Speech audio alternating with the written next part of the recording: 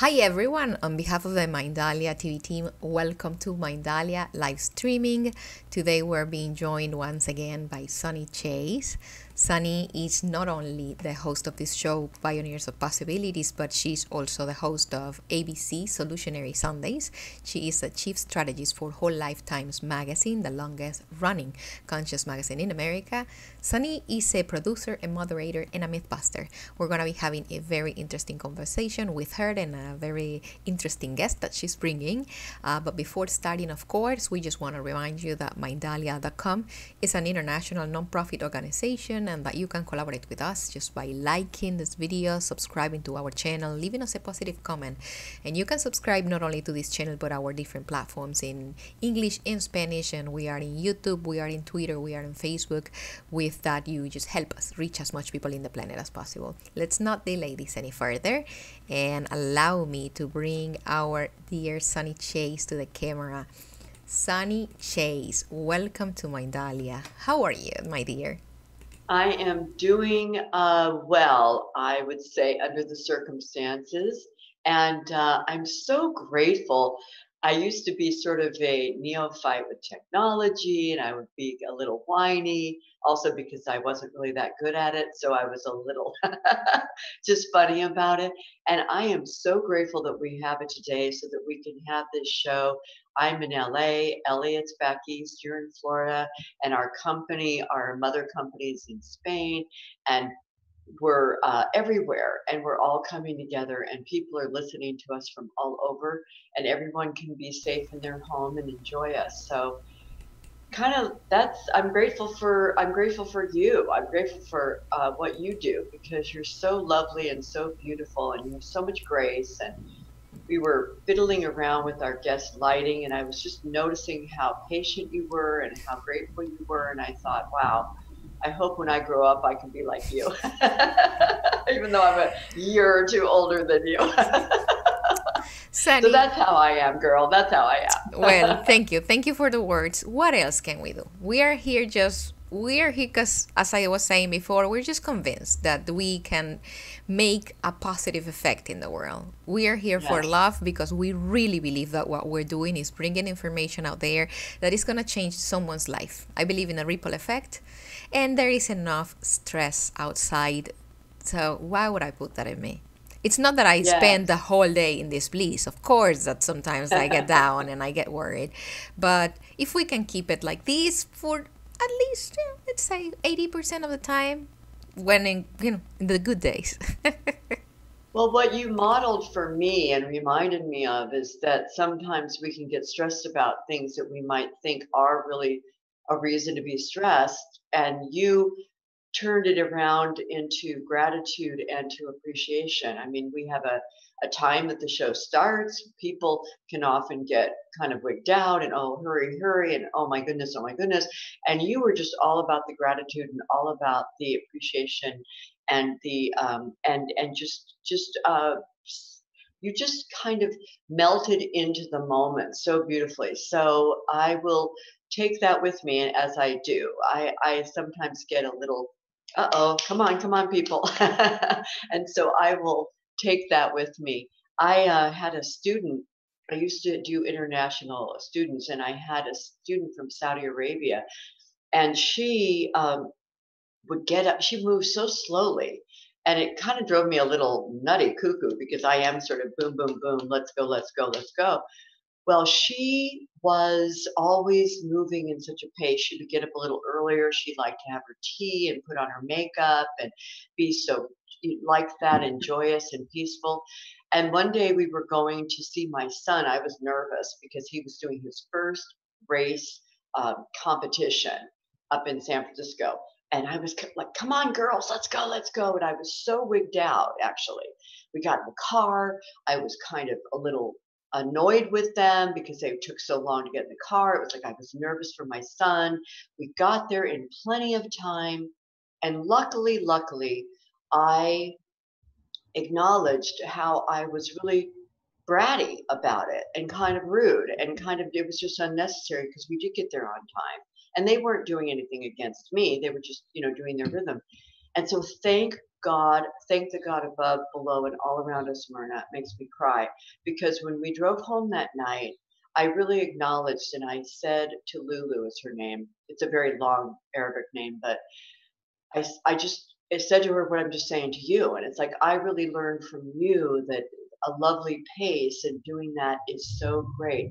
Well, what I'd like to tell you is 5 days later, she was killed in a car accident. And so, so first of all, I'm so grateful that I could say that to her. And I take that with me in my life now that we just don't have to worry so much. We don't have to push so much. And just one last thing I'm going to say before we bring in our guest.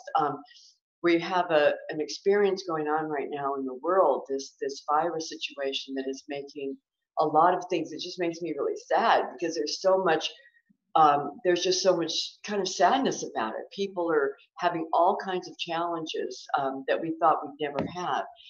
And what I see in LA is not to say this is necessarily a good thing, but what I do see is people really calming down. People aren't driving all over town. People aren't making a million phone calls a day. People aren't feeling like their deal has to be done and their movie, all the different things that we push and push and push to get done in LA. And people honking at each other in parking lots and all of that. There's a whole other energy going on. And all I can say is perhaps that's a silver lining. Oh, it just does make me cry, but perhaps that's a silver lining. And perhaps we can take this with us into when all is well again, and we'll take this with us, the Lulu energy, the Myrna energy, and we'll take it into our lives forever and ever. Amen. So that's my beginning statement for the show. It's a beautiful statement, Sunny, and it's not a.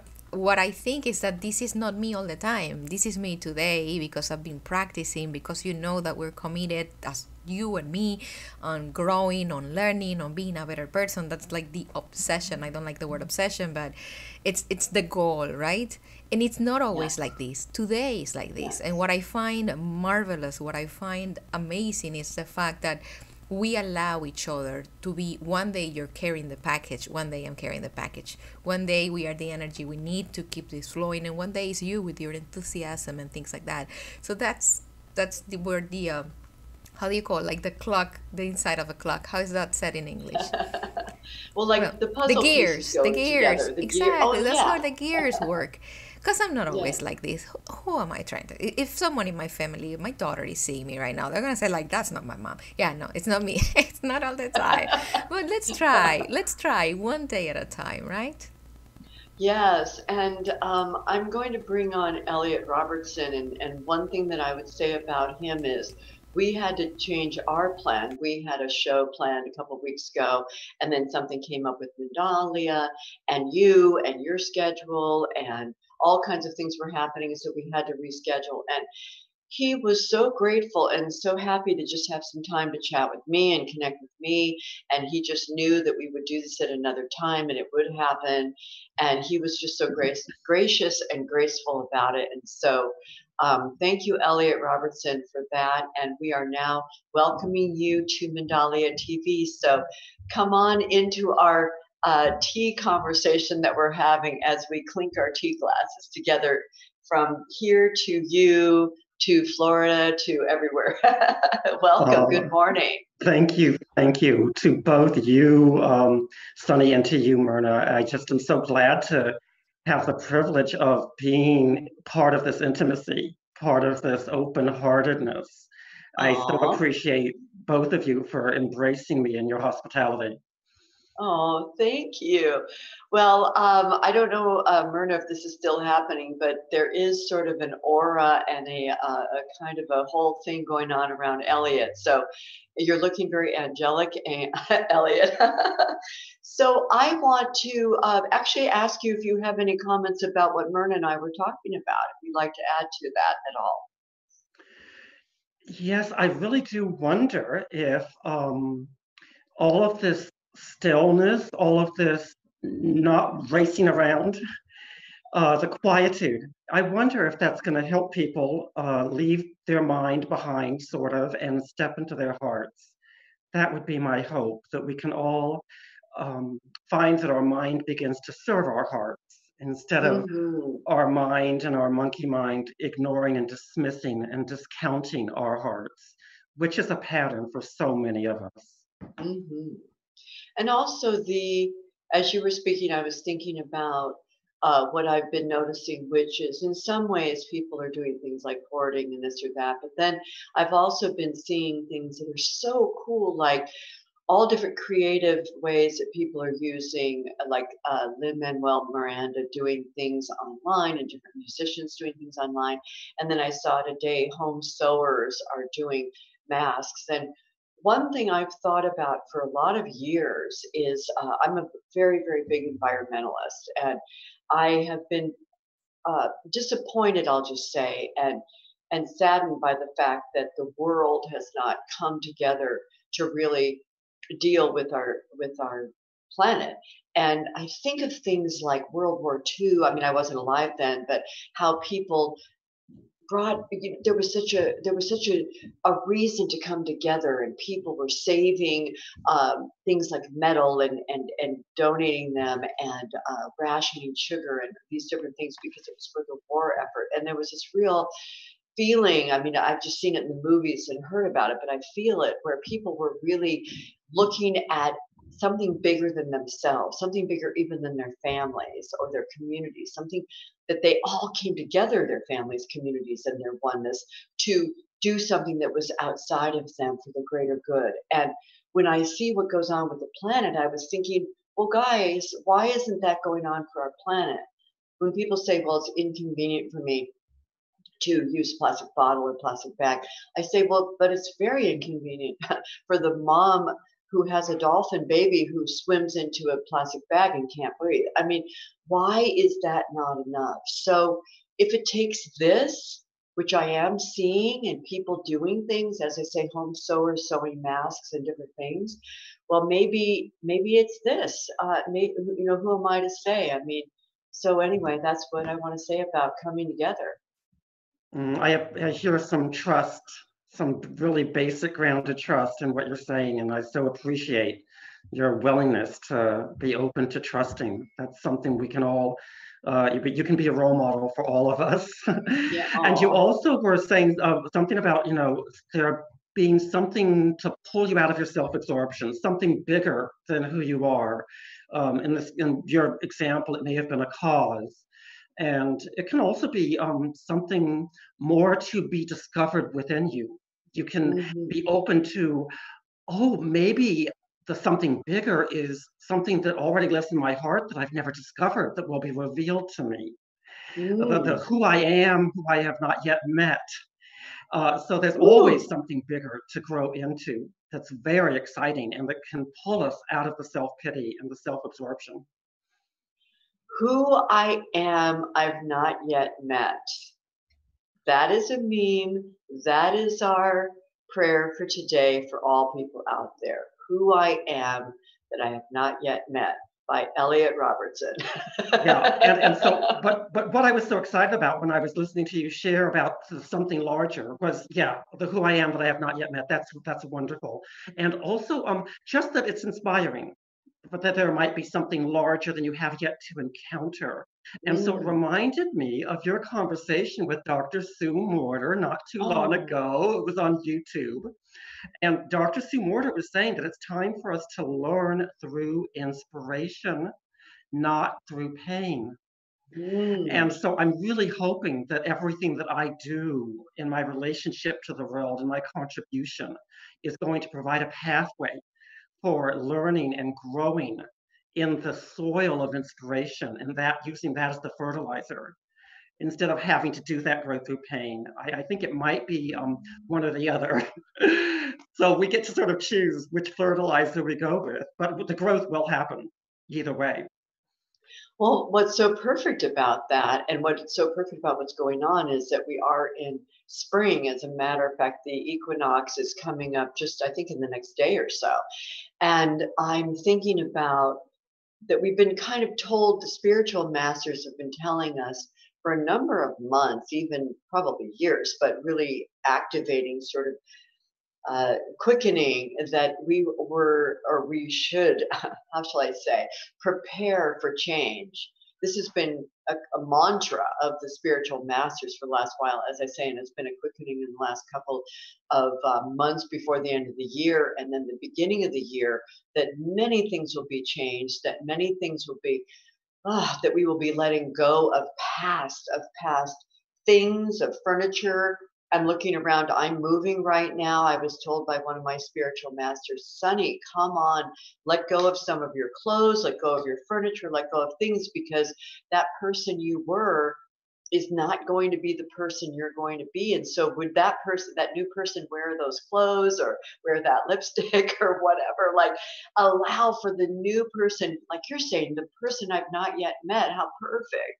So it's a little bit of a process. Like, oh, do I really want to let go of that? But I've had the opportunity of giving gifts to people, and people who've just walked by my home and seen that I was kind of moving things, and they said, oh, are you having a moving sale?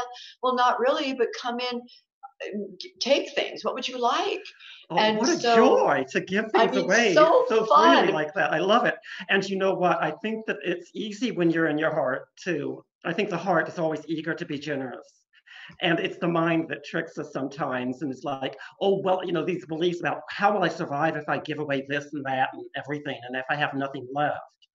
So I really think the heart is going to be leading us into this new era that we're going into. You were saying that everyone is saying that we are in a time of change, and I really do think that we are going to come out of this challenge on a higher octave, perhaps, or at least with some new habits that will bring us to a Ooh. higher octave down the road.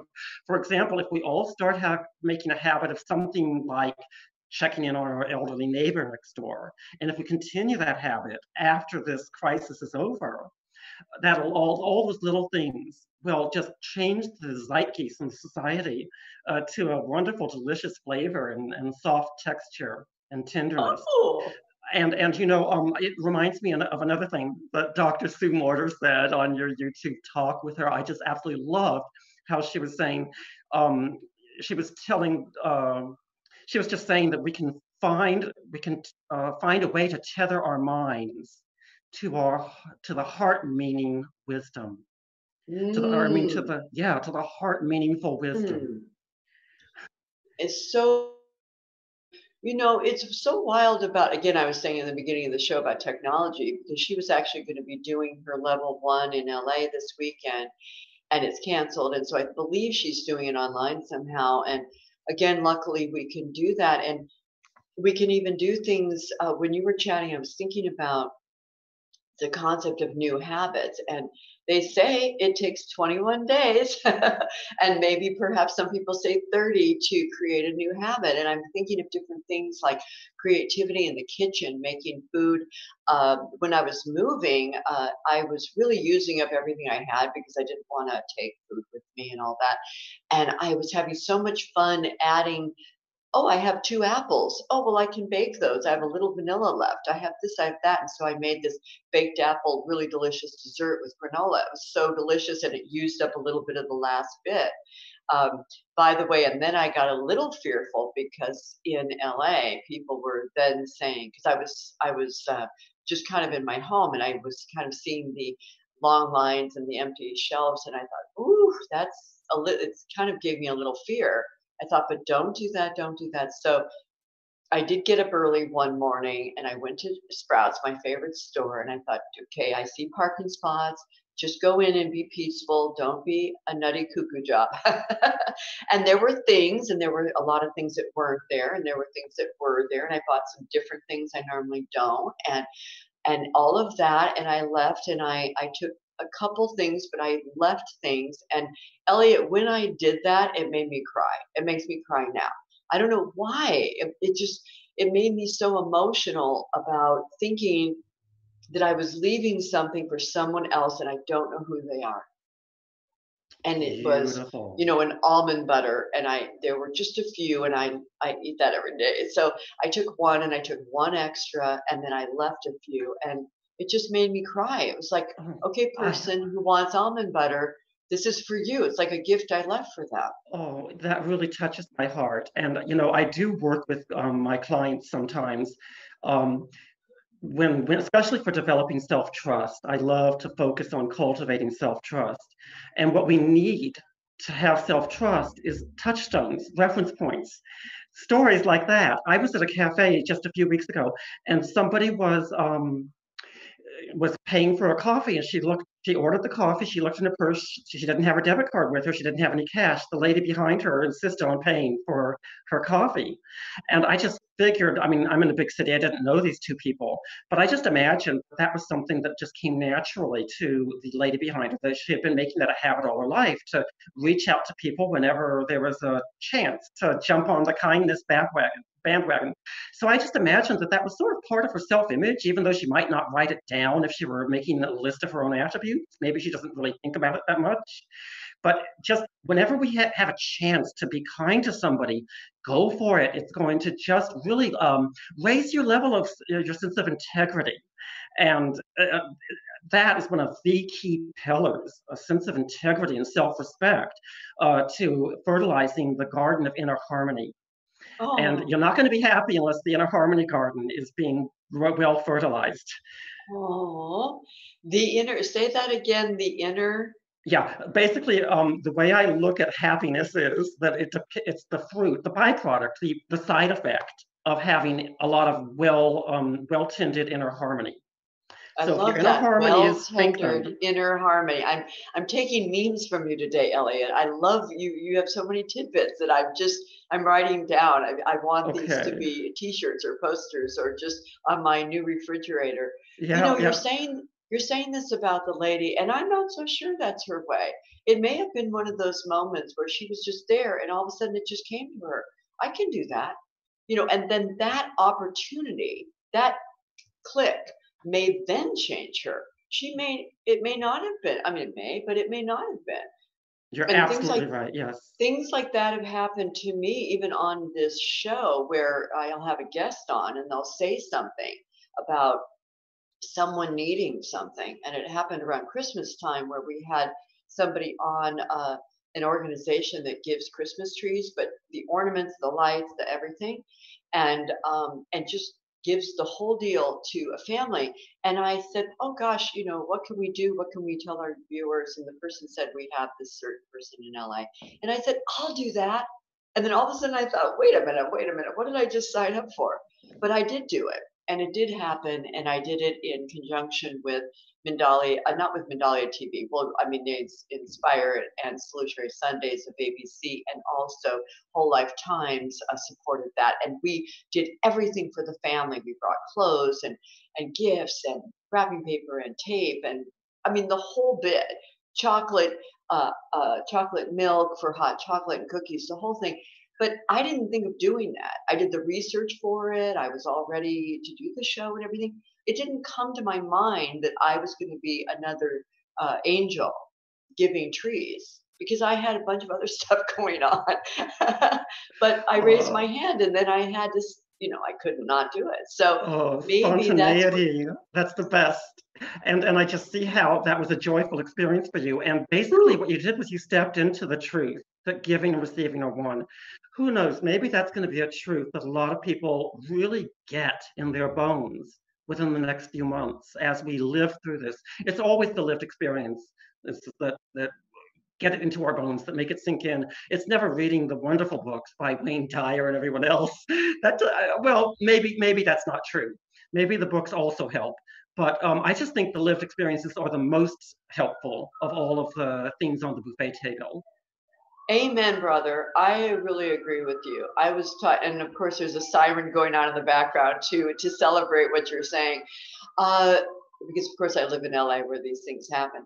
I absolutely agree with that. And I really do feel, I think of the trees you were earlier talking about, just taking what you need or the self-trust when I was talking about just taking 2 almond butters and not 4.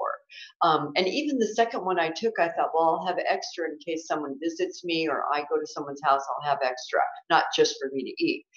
And I think of Tom Shadyac, who was the producer and writer and star in the movie I Am, which is one of my favorite movies. So guys, because we may be home for a little bit, go get that movie and watch it. It's one of the best movies ever. And he does talk about the self-trust and knowing. And even in his life, I'm a friend of his, and he talks about how he really gave away so much, and he was really acting like the trees, which take what they need and don't take extra, like they don't hoard, they don't take extra magnesium, or if they're near, they can feel from the roots and they can feel from the leaves if a tree next to them, or even 5 trees over, needs magnesium or water or any whatever it is, or if they are starting to have bugs get on them, they can communicate to the trees far away. Okay, be careful, shut down some stuff because bugs are coming. They do that in such an organic way, and in such a gracious way that, of course, we can learn from the trees, like the Lorax would say. We can learn from the trees. We can definitely learn from the trees. And I also just enjoy being with the trees, even if I'm not learning from them, because I feel like if I'm around a nice big forest or whatever, even just a nice park or whatever with a lot of trees, if I'm just really walking through a bunch of trees, within an hour, I might pick up on the vibes of the trees. And the vibes are always, for me, at any rate, they are always saying, you are noble. They always affirm my nobility. And I guess we all are different. We're all unique. So maybe the message for other people who go to the trees is something different and restorative. You know what? Speaking of trees and nature, just a few days ago, I wrote a poem. It just sort of came to me and fell on the page, and it's about a lake. It's very short, and I'd love to just have a chance to share it with everyone, if that's okay. Absolutely. And before you do, Elliott, I want to let people know that one of the reasons you're on the show today is to, obviously, everybody already knows why you're on the show because of everything you've already said. But I want to just show this briefly, and your new book that's out, which I really love. It's called Say Yes to Life, and it's 7 Keys to Living Full Out from Within.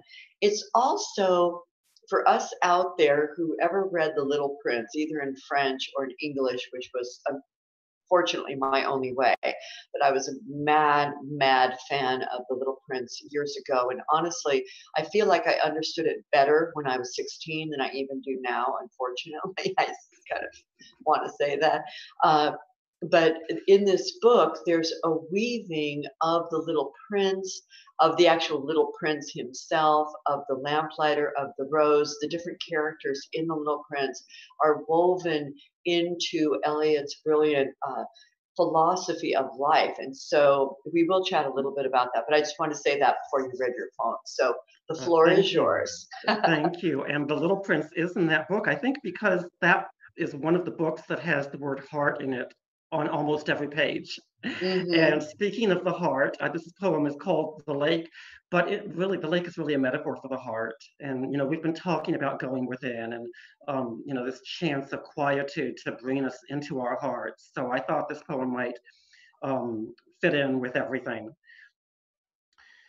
Where do I go when I am lost, when I am discontent? Where do I go to find tikkun? Where does my heart find air to breathe when she is lost and lonely? Where can I find a pillow for my tears? The lake shall heal me, for it is wet with mercy. The lake is where Kuan Yin does always hide.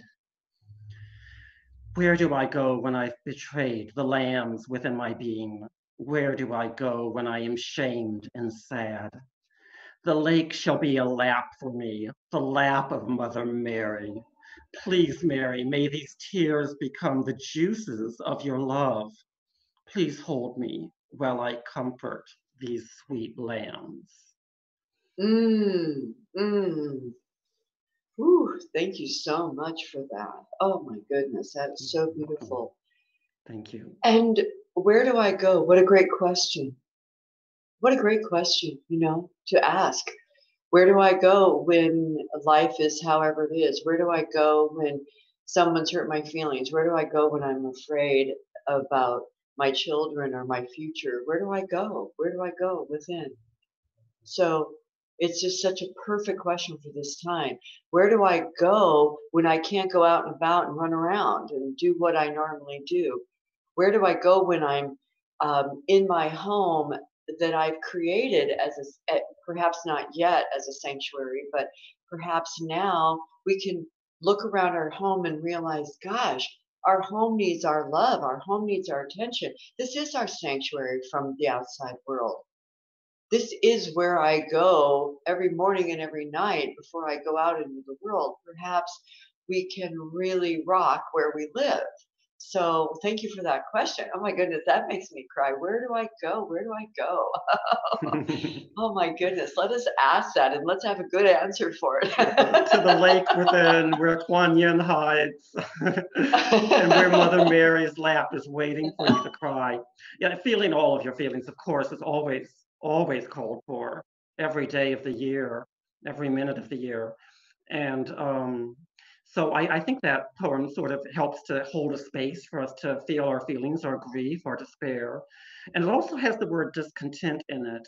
And I just wrote a blog today about how discontent can get in the way of um, of the flow, of being in true to yourself, and being true to the it can get in the way of saying yes to the invitation that God gives you to celebrate life.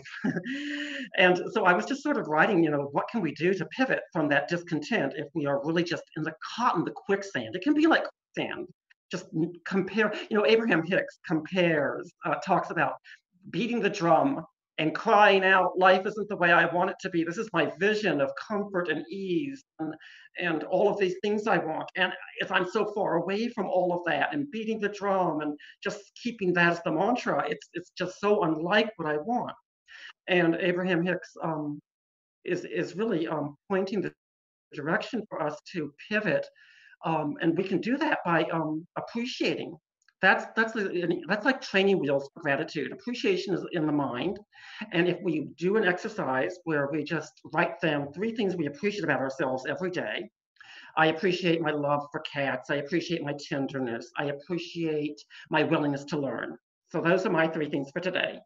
And Okay. we can do that for 21 days. We'll have 63 by the end of those 21 days. The next thing we can do is go through that list, and maybe 7 a day. We can choose 7 things from that list every day to be grateful for. I'm grateful for my tenderness. I'm grateful for my willingness to learn. I'm grateful for my love of cats. And we can just really feel the gratitude. It doesn't really do any good unless you feel the gratitude.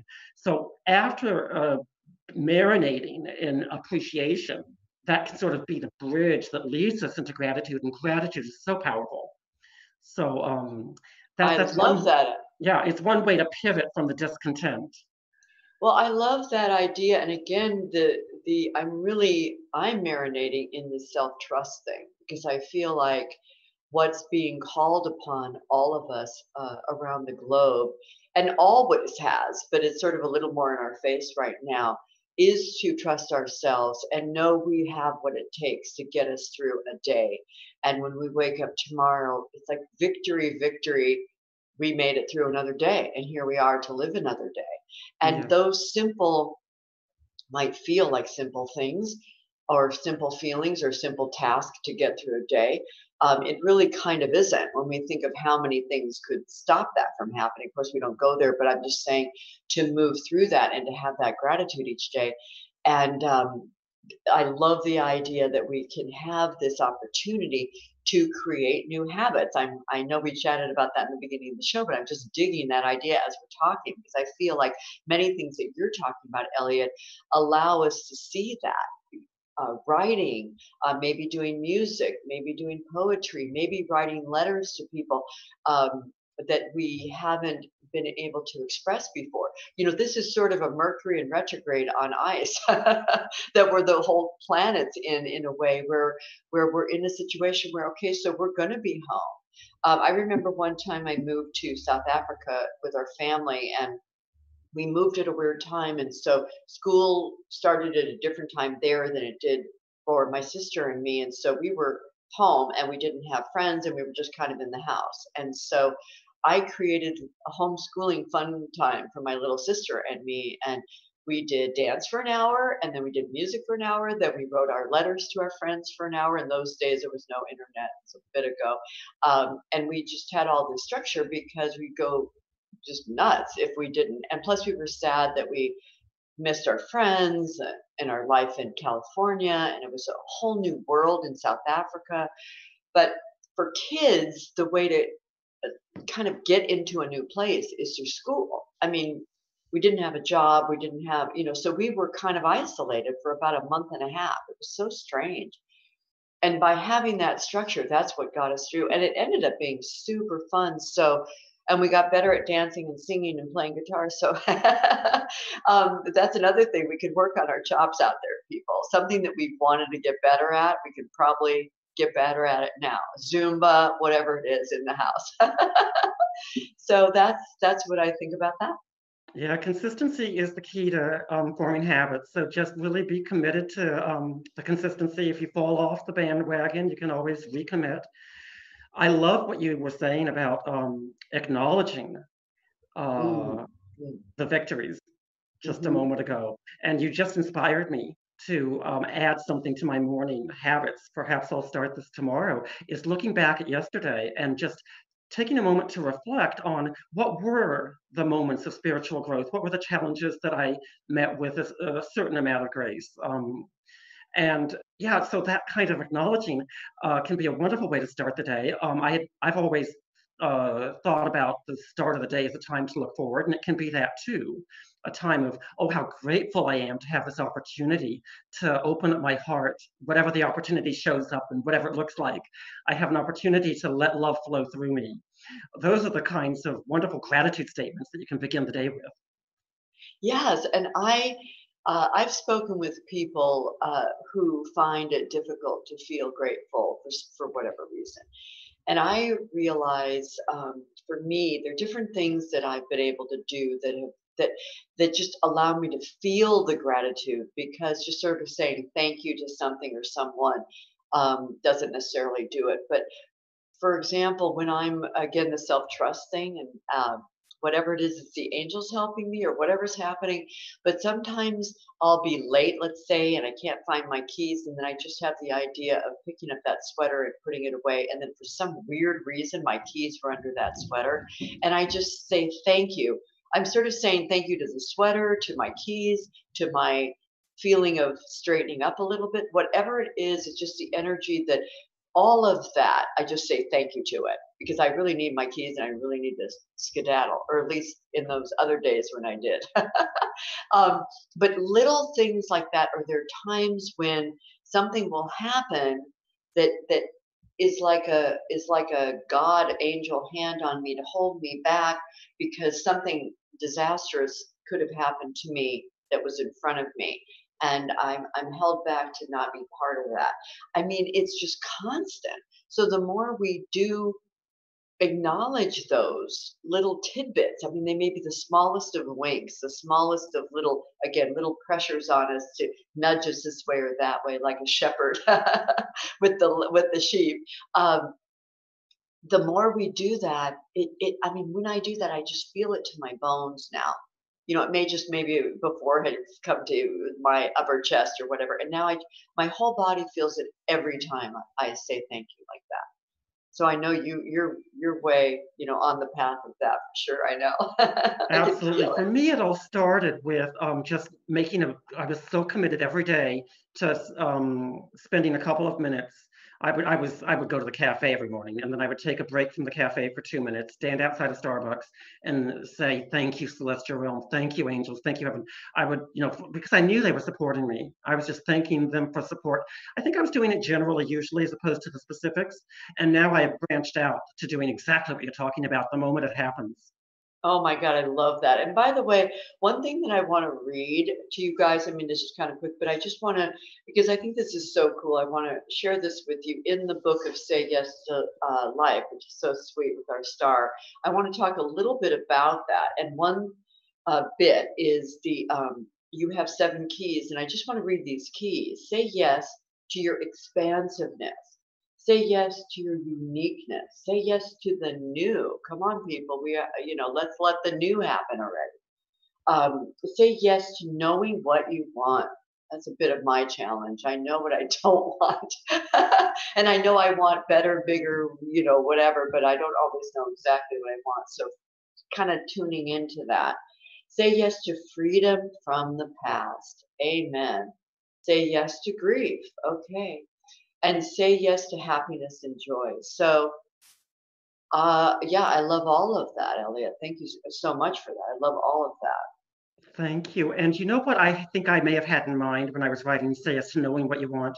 I was thinking of the universal things that every heart, I think, on earth, every heart wants to have, to be loved and to love. To have access to wisdom, to express wisdom, to be yourself, to be who you are, to celebrate who you are. So I think every heart is really eager to love. And so when I wrote that chapter, that's what I was focusing on. I don't want to rule out an exploration like you were saying you might do, the possibility of looking at your own unique desires as well. Yes, we do all have our unique purposes, and if there's a desire in the heart, then it's definitely something that we can attain, because God would never give us a desire that we couldn't attain. Exactly. Well, and I think that being a spiritual seeker, I think for many of us, we've been in a place of whatever God wants from me, I'll do God's will. I'll do my whatever we call that, our angel's will, our higher self will, and but getting a little more specific about that is, I think, difficult for many, and it has been for me. It's like I don't know what God wants me to do. I don't know what I'm really meant to do. So just bring it to me, just like that lady in Starbucks that paid for the other person's coffee. Bring those opportunities. I'll say yes to them. And that's another thing, actually, is getting into the habit of saying yes, because I think that's super, super important. That's why the title of your book, Say Yes to Life, in some ways can feel sort of just sweet and, oh yes, say yes to life. But really in those 7 chapters, boiling it down to what does that actually mean, saying yes to life, and all those expansiveness, how rockin' is that? I love that. And so thank you for that. Yes. And I know that in a little bit of time, we're going to be coming to our end, but there is one thing that I want to read from your book. And I see Myrna in the corner, so I know she's going to be kind of joining us. But I was reading this and I just thought this was I don't even know if I completely understand it, but I want to read it for you guys. This is from Elliott's book, Say Yes to Life. When your trust in God is not based upon the timeline of your life, but upon God's benevolent nature as a moment-to-moment reality, the way is open for you to engage with life in the realm beyond timelines, in the quantum realm of multidimensional existence. Okay, I hope you guys have pause buttons and whatever, and you can write that down, because that is so big. I mean, what a way to kind of end the show, right, Myrna? Okay, thank you for asking me to do that, because I was going to, and I thought, okay, I don't want to bore you guys, but I will definitely do that. When your trust in God is not based upon the timeline of your life, but upon God's benevolent nature as a moment-to-moment reality, the way is open for you to engage with life in the realm beyond timelines, in the quantum realm of multidimensional existence. That's the foundation for humility and for not arguing with God. That trust will always lead you to humility, to saying yes to God. Yes, your vision of me is right. I was wrong, and so it's also acknowledging divine timing, and it helps you get rid of the impatience. Well, I know that we are coming to our end, and I want to remind people to perhaps reread The Little Prince. And if you're lucky and fortunate enough to understand French, read it in French, of course, and if not, English. And then read that first, maybe, and then read Say Yes to Life, and you will just be so touched. And in the book, as you can tell by Elliott, the way he's sort of even chatting with us today, he stops us as we're reading and he will ask us to go and to kind of be with our little child and to go through a process or two, or there are about 10 in this book, actually, maybe even more. For example, this is something that is from The Little Prince. Here is my secret. It's quite simple. One sees clearly only with the heart. Anything essential is invisible to the eyes. Oh, that makes me cry. That's from The Little Prince. So let us weave those together. Let us use this time to watch this show 5 times. And specifically listen to what Elliott said today. And let us use this opportunity to have self-trust and self-gratitude and communal gratitude. And that is what I have to say for today, people. Those are my parting words. This has been an amazing time, Sunny. Thank you. And thank you, Elliott, for sharing your wisdom with us. Before we leave, of course, we want to ask you, Elliott, where can our audience find you? Thank you so much for including me today. People can go to www.sayestolifebook.com. That's www.sayestolifebook.com. And there's a free gift for you if you go there. Thank you. Nice. How about our dear Sunny Chayes? Sunny, where can our audience find you? Find me on all the things, and it's at hashtag all those things, Sunny Chayes, CHA, and then YES, like yes. Exactly, yes. And then also, you guys can, if you have questions or comments or just anything that you want to share with us, you can send it to sunnychayes@letsimagine.live. And I'll share, we'll communicate that way. And then on, of course, Whole Life Times, you can contact me there. And here next week. Exactly, here next week. Thank you again, gentlemen. Well, ladies and gentlemen, Sunny and Elliott, thank you for allowing the Mindalia TV cameras, for being a channel, for your ideas, for sharing your time and your wisdom. To the people that are watching, we just want to remind you before we leave that Mindalia.com is an international non-profit organization. We do this because we're convinced that we can just help raise the level of consciousness in the planet by sharing information, and you can help us with that just by liking this video, subscribing to our channel, leaving us a positive comment, because with that you help us reach as much people in the planet as possible. We're sending you a very big hug, and we have nothing else to say by now, but thank you with all the gratitude of our heart. Until next time, until our next transmission. See you. Bye-bye.